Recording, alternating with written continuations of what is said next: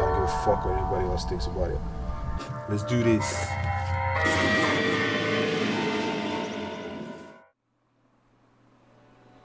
How's it going, everyone? This is Daniel, always coming at you raw and real. I hope everyone's having a good day. Now, I'm actually gonna do another film review, and I want to change things up for my channel. I want to do more film reviews, especially based on sci-fi, kaiju, all that good stuff.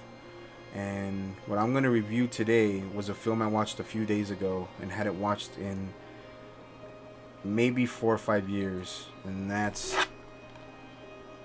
Gorgo, 1961, co-production by Metro Goldwyn Mayer and the Kings brothers, and it was a co-production based from, of course, USA and United Kingdom.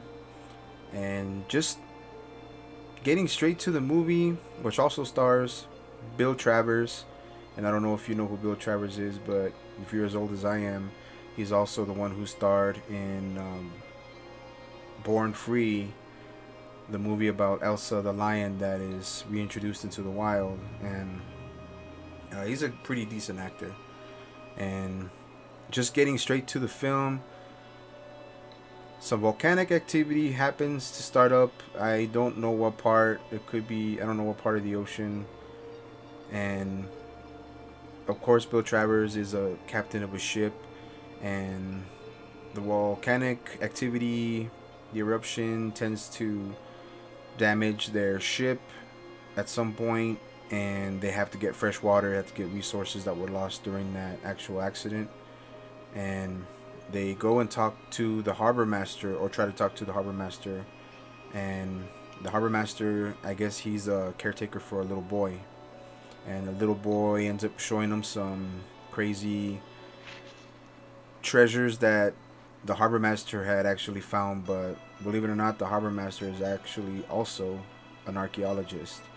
And he found a lot of stuff based on, let's say, mythical Viking Norway lore.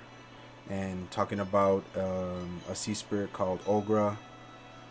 And that's where things start to take get a little more deeper into the actual facts and history of Gorgo. And the two Bill Travers character wants to get more basic information about the island, because they're going to be stuck there for a few days. So he tries to dig up some stuff. They try to, because they are treasure hunters, and they want to do a dive. So they do a dive close to where the island is, and that's where they actually spot Gorgo. And they're like spooked, they're scared out of their asses, because Gorgo is about 65 feet. So they actually catch him. They try to make some negotiations with some scientists and other buyers who are willing to actually pay for Gorgo, and they hear what kind of opportunities there are. So they end up making somewhat of a deal with the scientists, but they do actually sell Gorgo to a circus in London, actually. And that's where things start getting a little more interesting. So they make negotiations. The scientists are pissed off because, you know what, oh, you said you were gonna whatever. So, you know, they're all giving them bullshit about it. But okay, they all come to an agreement. Even the owner of the circus says, well, you know what, you scientists or gentlemen would like to still study Gorgo, you're more than welcome to do so. So they actually get Gorgo finally towards the circus to put him in the enclosure.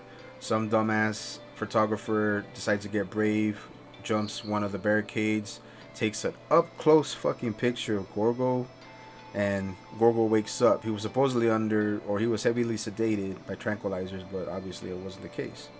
So Gorgo gets pissed, and they actually use flamethrowers and fire to actually subdue him, because obviously fire, he hates fire, and Gorgo is not a huge fan of fire. So, and of course he's only 65 feet, so they actually managed to use the flamethrowers to get him into the enclosure, which he usually just submits and goes into the enclosure.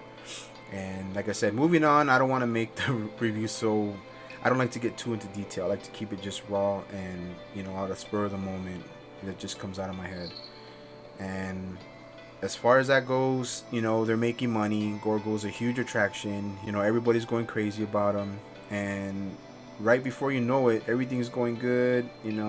They get notified, or they get a call from the actual scientists that are studying Gorgo, and they finally tell him that Gorgo is actually not even an adolescent. He's in early infancy, and he's 65 feet tall. So they give him more basic information of how big he can become, and they give him like a little, I guess it's like a little a drawing of kind of the same species that he is, and they give him an estimate out of the back of the head how big he can become. And they said that's like almost 200 feet tall. He can, wow, 200 feet tall, shit. So moving on with that, and they go back to the island for where they captured him, and now Gorgo's mother, Ogra, which was actually said in the movie earlier, Ogra is actually the mother of Gorgo, who is about 200 feet tall.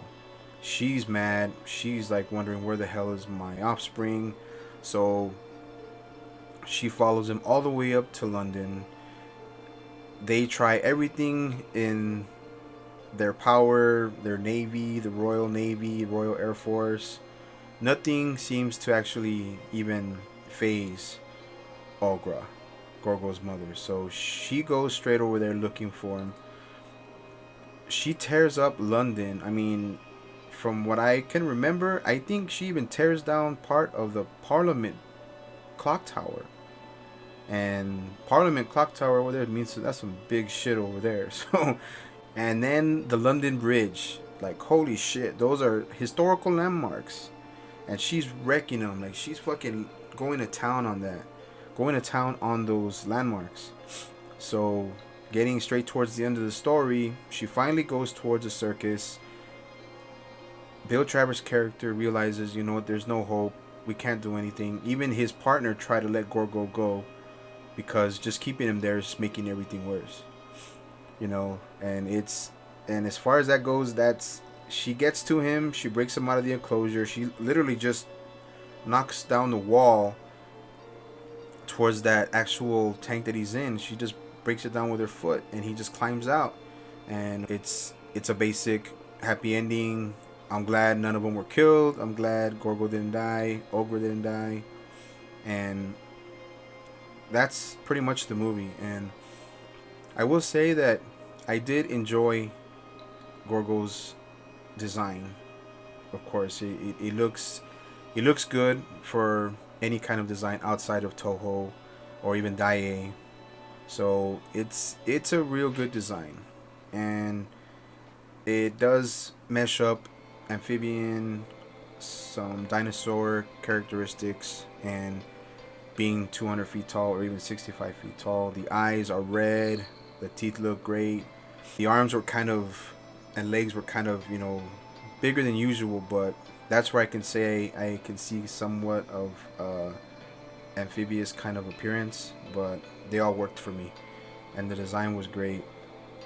And yeah, I thought that movie was awesome. As far as outside of Godzilla or Toho, Gorgo's up there in one of my favorites category, and there's a lot of them, so that's really what I wanted to talk about. I mean, like I said, I really have to work on my movie reviewing. It's not my thing. I'm not really a movie reviewer, and I want to work on it a little bit more. So there you go, G Freaks and Sci-Fi Fanatics. Let me know what you guys think about this review. Let me know what you guys think of Gorgo if you've seen it. So leave your thoughts, leave a comment below. This is Daniel, Dougzilla 818, always coming at you raw, always coming at you real. I hope y'all have a great day. So I'm out.